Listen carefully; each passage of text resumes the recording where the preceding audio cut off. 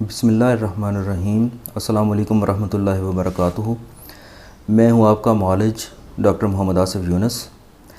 آج ہم جس ٹاپک پہ بات کریں گے وہ ہے اوبیسٹی یعنی موٹاپا۔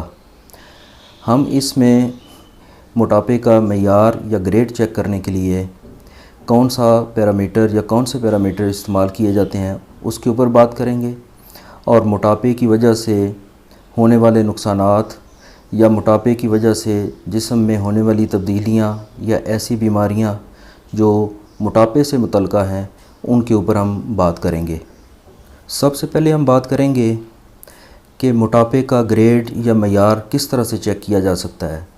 ہر شخص یہ چاہتا ہے کہ اس کو پتہ چلے کہ اس کا جسم، اس کا موٹاپا یا اس کا وزن کیا معیار کے مطابق ہے یا کہ وہ وزن زائد الوزن ہے۔ اس کے لیے ہم ایک پیرامیٹر استعمال کرتے ہیں جس کو بی ایم آئی کہتے ہیں۔ بی ایم آئی کا مطلب ہے باڈی میس انڈیکس۔ اس میں اس کو چیک کرنے کا ایک فارمولہ ہے، وہ بھی میں آپ کو انشاءاللہ بتاؤں گا، اور اس کی جو نارمل ویلیوز ہیں کہ یہ کتنے سے لے کے کتنے تک نارمل اور کہاں سے لے کے یہ اوبیسٹی کے گریڈز میں چلا جاتا ہے، اس کے اوپر بھی بات ہوگی۔ سب سے پہلے میں آپ کو بتاتا ہوں کہ اس کا فارمولہ کہ کس طرح سے ہم یہ بی ایم آئی کی ویلیو نکال سکتے ہیں۔ اس کا فارمولہ ہوتا ہے weight divided by height in metre square, یعنی weight in K G divided by height in metre square. اس سے ہماری بی ایم آئی کی ویلیو نکل آتی ہے۔ یعنی آپ وزن کریں گے اپنا، اور اس کے بعد اپنی ہائٹ کو میٹرز میں آپ ناپ لیں گے۔ یعنی اگر آپ کی height for example 160 centimetre ہے تو یہ بنے گا 1.6 میٹر، تو 1.6 انٹو 1.6 یہ فگر ایک طرف آ جائے گی، اور اپنے ویٹ کے اوپر اس فگر کو ڈیوائیڈ کر دیں گے، اور اس سے آپ کا بی ایم آئی کی ویلیو نکل آئے گی۔ اب ہم دیکھتے ہیں کہ بی ایم آئی نارمل کتنا ہوتا ہے۔ یہ جو آپ کی فگر آئے گی اس کو اگر آپ کنسیڈر کریں تو 18 سے 25 تک یہ نارمل ہوتی ہے۔ 25 سے لے کے 30 تک اس کو اوور ویٹ کہتے ہیں۔ 30 سے لے کے 35 تک یہ اوبیسٹی گریڈ 1 ہے۔ 35 سے لے کے 40 تک اوبیسٹی گریڈ 2 ہے، اور 40 سے اوپر اس کو موربڈ اوبیسٹی یا گریڈ 3 بھی کہہ دیتے ہیں۔ یہ والی فگرز میں نے تھوڑی سی راؤنڈ فگرز بتائی ہیں۔ ٹیکنیکلی یہ 18 سے 25 کی بجائے 24.9 اور 25 سے 29.9 اور 30 سے 34.9 اور 35 سے 39.9 اس طرح سے ان کو ٹیکنیکلی اس طرح سے ان کو لیا جاتا ہے۔ اس طرح سے آپ دیکھ سکتے ہیں کہ آپ اوبیسٹی کے کس گریڈ میں فال کرتے ہیں، اور اس کے مطابق آپ اپنا وزن کم کرنے کے لیے کون سی اسٹریٹجی یا کون سا علاج استعمال کر سکتے ہیں۔ اب ہم آتے ہیں کہ زیادہ وزن کی وجہ سے کون کون سی ایسی بیماریاں یا کون کون سے ایسے عوارض ہمارے جسم میں پیدا ہوتے ہیں۔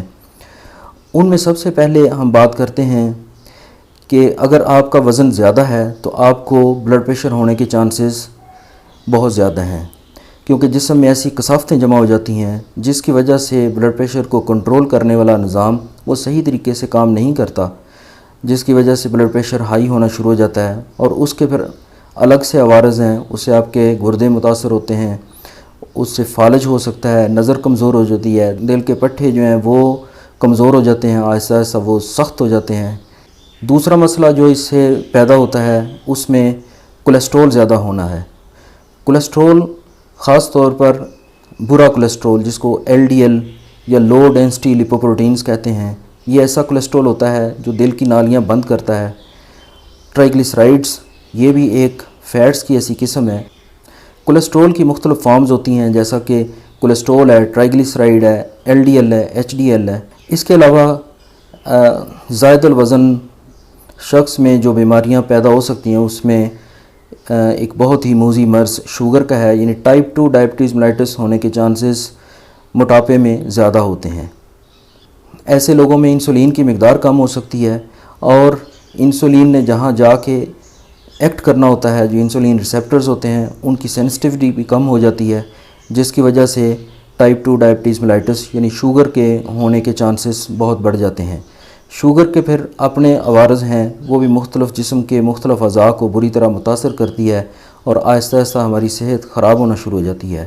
اس کے علاوہ موٹاپے کی وجہ سے دل کے امراض پیدا ہونے کا خطرہ ہوتا ہے، چونکہ کولیسٹرول بڑھ جاتا ہے، بلڈ پریشر بڑھ جاتا ہے، شوگر بھی بڑھ جاتی ہے، تو یہ ساری چیزیں ہمارے دل کے مختلف حصوں کو متاثر کرتی ہیں۔ مثال کے طور پہ دل کی نالیاں جو دل کو خون سپلائی کرتی ہیں وہ ان میں رکاوٹ آ جاتی ہے اور ہم انجائنا یا پھر خدا نخواستہ ہارٹ اٹیک کی طرف جا سکتے ہیں۔